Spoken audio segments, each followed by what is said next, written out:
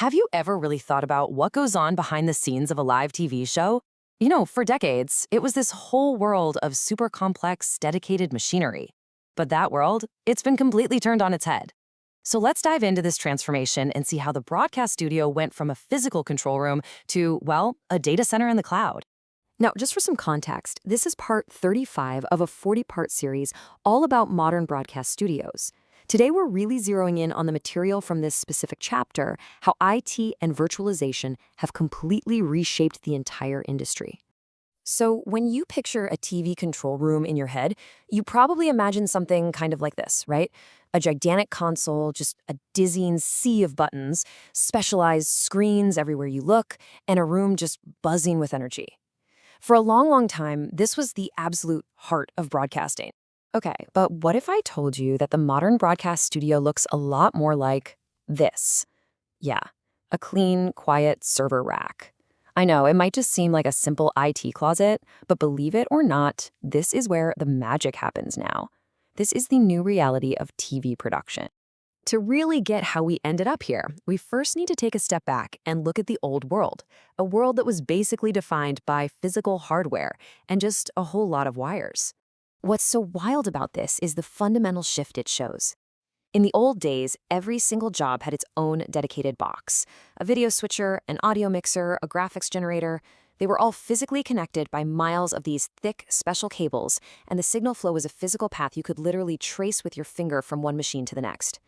Today, it's all just software, running on generic servers, connected by standard network cables, and that signal flow is completely virtual. And the lifeblood of that old system was the SDI cable, that stands for Serial Digital Interface. The best way to think of it is as a one-way street. Every single one of these thick cables carried one specific video signal from exactly one point to another. It was super robust, for sure, but also incredibly rigid. I mean, if you needed a new camera feed, you had to physically run a whole new cable. But that kind of rigidity, it just couldn't last. And that brings us to the main event. The moment when the super specialized world of broadcast engineering collided head-on with the flexible, scalable world of information technology. So here's the crucial point, the big conceptual leap. Broadcasters stopped thinking about video and audio as these unique electronic waves that needed all this special equipment. Instead, they started treating them just like any other form of data, like an email, a web page, or a file you download. And that one change, it changed everything. So if video is just data now, how do you actually move it around? Well, that's where the magic of IP, or Internet Protocol Video, comes into play. But wait, this brings up a huge technical question. An uncompressed 4K video signal is an absolute fire hose of data. We're talking almost 12 gigabytes per second. How on earth do you reliably send that over a standard office network that was really just built for emails and web browsing? The answer is this brilliant standard called SMPTE ST2110. Let's just walk through how it works. First, it separates the video, every single audio channel, and any other data into their own independent streams. Next, it packetizes them. It just chops each stream up into these tiny little data packets. Then, those packets travel over a standard network, just like any other internet traffic. And finally, and this is the critical step, they're all resynced perfectly at their destination. And this separation is so key because it means you can route audio and video to completely different places, which was a nightmare to do before. But how does that resync step work so flawlessly? Well, the secret sauce is something called PTP, or Precision Time Protocol. Think of it like a hyper-accurate pacemaker for the entire network. It gets every single device, every camera, every mic, every server to agree on the exact same time, right down to the nanosecond. This is what makes sure every single video frame and audio sample lines up perfectly, which is absolutely critical for broadcast television. Okay, so with video now flowing as data and everything timed perfectly, the broadcast studio didn't need all that specialized gear anymore. It could finally be built on a standard IT backbone. Take storage, for instance. Instead of those proprietary video decks, broadcasters are now just using the same storage solutions that power major corporations.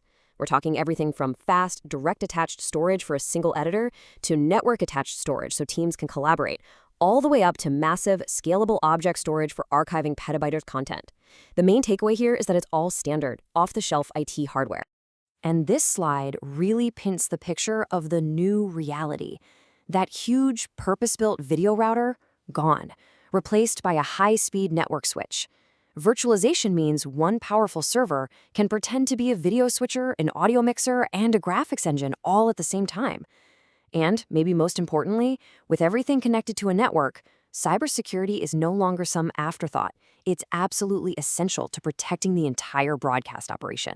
So, this whole convergence of broadcast and IT, it unlocks one final, totally game-changing possibility: detaching the studio from a physical building entirely and just moving the whole thing to the cloud.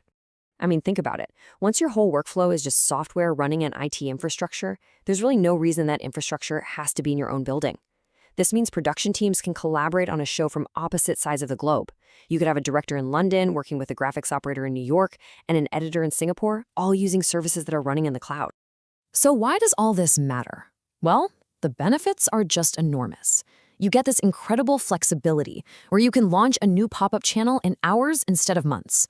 Remote production lets networks cover way more live events with less cost and travel. For huge events like the World Cup, they can instantly scale up their capacity in the cloud. And for us, the viewers, this innovation is what makes all the amazing 4K and HDR content we love possible. And that really leaves us with one final, fascinating thought to chew on. This whole journey has completely transformed the very definition of a studio. So when a studio isn't a physical place anymore, but it's just software that can run anywhere in the world, what does a TV station even become? It's a question the entire industry is trying to figure out right now.